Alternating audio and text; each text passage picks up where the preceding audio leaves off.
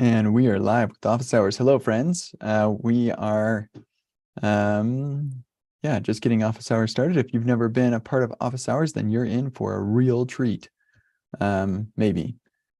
Let me grab that URL and stick that in our Discord. This is where you come and ask questions. You're welcome to ask me whatever you'd like, and I reserve the right to not answer, I guess. But yeah, I am happy to chat about whatever you want to chat about. So I give priority to people who are in the Zoom call. There's nobody here yet. And sometimes there never is. Sometimes people just don't want to show up in the Zoom call. That's okay too. Sometimes people show up and they don't have any questions. That's okay too. So I'm going to the last question that was asked since the last Office Hours, and we'll get down to the bottom of the Discord. And if there are no more questions, then we'll just end, or we will continue as people ask questions until an hour has passed. So that's how Office Hours works. Okay, tearing it up. I can't remember this person's name, but I see them on Twitter all the time. So hello, tearing it up.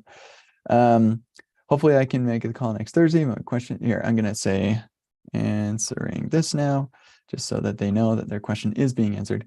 Question is about your planning process when approaching larger problems. Your site rebuild, for example, or any initiatives you led while working at PayPal. Fun fact, I actually found a demo video yesterday that I made of PayPal scripts, which was the tool that I built while there that they're still using. It's been like 5 or 6 years now. Oh my gosh, yeah. I quit PayPal 2018, I think. I've got a blog post about it. Full-time educator, no, full-time educator. Yeah. That was 2019. I feel like it was before that, but anyway, so that's only 4 years? No way, that can't be. I guess it has only been 4 years.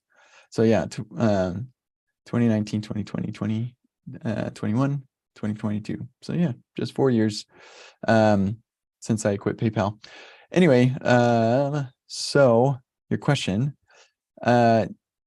what's your general style at trying to approach these kinds of situations? Do you jump in front of a whiteboard and do a mind map and then go with something more concrete, or a Kanban board, whatever?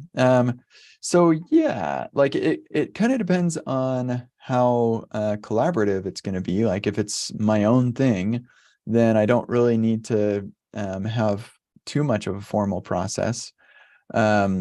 And what I have been doing with Rocket Rental, this is one of the cool things, is that you've seen me live stream the entire everything. I think I've maybe spent a total of 30 minutes working on Rocket Rental related stuff that wasn't on stream, like all together, not all at once. So just a couple minutes here and there of little things. So yeah, I just had a brain dump of all of the things that I think I wanted to cover. I list out some inspiration that I can reference occasionally, and then list out all of the features that I want to have implemented. There was actually a lot of planning for this particular project because it's an education project. There was a lot of planning and meetings with people over at Skill Recordings, or Egghead, where we talked about the overarching goals of the thing. But for the kinds of projects that you're talking about, that you're probably working on yourself, definitely plenty of meetings with the people who are going to be using what I'm building is quite helpful, like the stakeholders. I don't typically, I don't even have a whiteboard. I have this big stack of Post-it notes, but I don't use them. I pretty much just throw a bunch of thoughts and notes in random places and then start going. So probably not a very useful answer there, but I have good news, and that is the bot has been notified of our office hours, and so now this is working, so that's good. So hopefully the next live stream we get a live stream chat. That'll be nice. We don't get live stream chats for office hours because we've got the office hours channel. Okay, tearing it up as another question.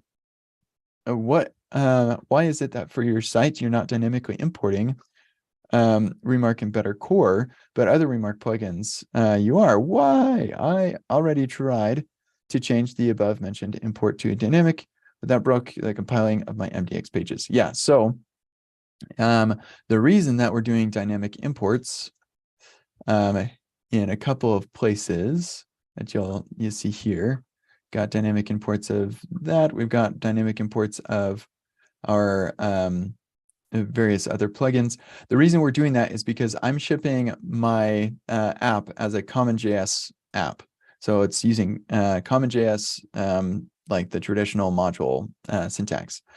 However, my some of these Remark plugins are shipped in ECMAScript modules, ESM, using like import and stuff. So even though I'm writing imports and stuff in here, when it's compiled, it's going to be compiled to require, and you cannot require a module that is ESM.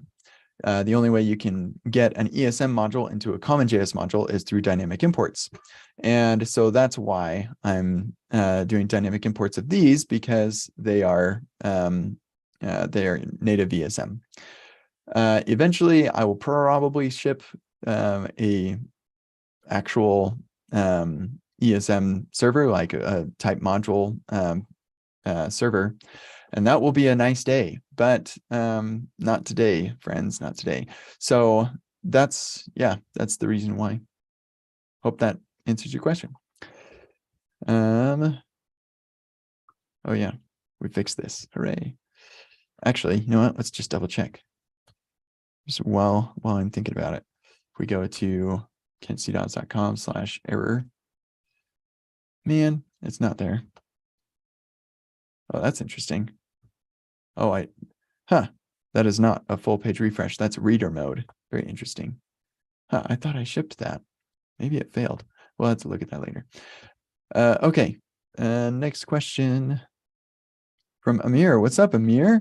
I am having a bit better day today. Yesterday, I was really frustrated about just like being hung up on silly things. But yeah, things are going better. Maybe because I haven't gone back to the thing that was frustrating me yesterday, and I started the day instead with something that was working. So that's my emotions should be in my own control. I should not allow other external things that I don't control my emotions. Anyway, so interested in getting more involved in open source for a long time, and now that I've finished university, you know, what's funny is I don't hear anybody in the United States call university uni, and I don't normally hear people in the United States call university. They all call it college. We all call it college, which is interesting. Yeah, I'm sure that like there are some people in the US who do call it uni and university, but pretty much always just call it college, which is, yeah, funny stuff. But I understand what you mean, Amir, and what the rest of the world means. It makes more sense. I think technically it is university, and college is incorrect. College is like a separate thing. I don't know, but I say I went to college. Okay, I have some spare time to dedicate to it. Congratulations for finishing university. I'm particularly interested in Remix, me too, and creating value around it, such as developing community packages. This would be a new challenge for me, as I've never created my own packages before. I was wondering if you could give me some ideas or direction, as you're involved in the Remix community and have built and maintained large applications with it. Yeah, so you know, the best way to develop packages for anything is to build like regular application stuff. And then in the process of doing that, you're going to have specific needs that you're like, you know what, I think a lot of people are going to need this, or like you build multiple projects and you'll find the things that are common across all of those. Those are your packages. And so it does take a lot of work, but if you want to just get straight into building the packages, then you could look at some of my projects at like KCD.com, Rocket Rental, be like, wow, he's doing a lot of the same of this stuff. It would be cool if there was just a package he could use instead. That is actually where Cachefied came from.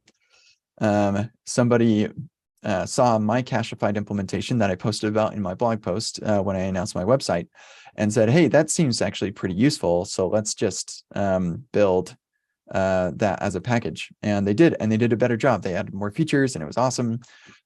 So yeah, that was welcome. Now I'm using it.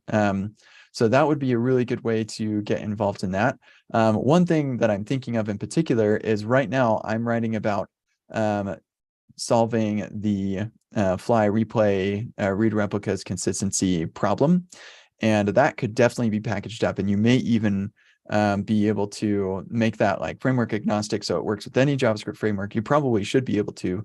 And like the one thing is that these abstractions are, you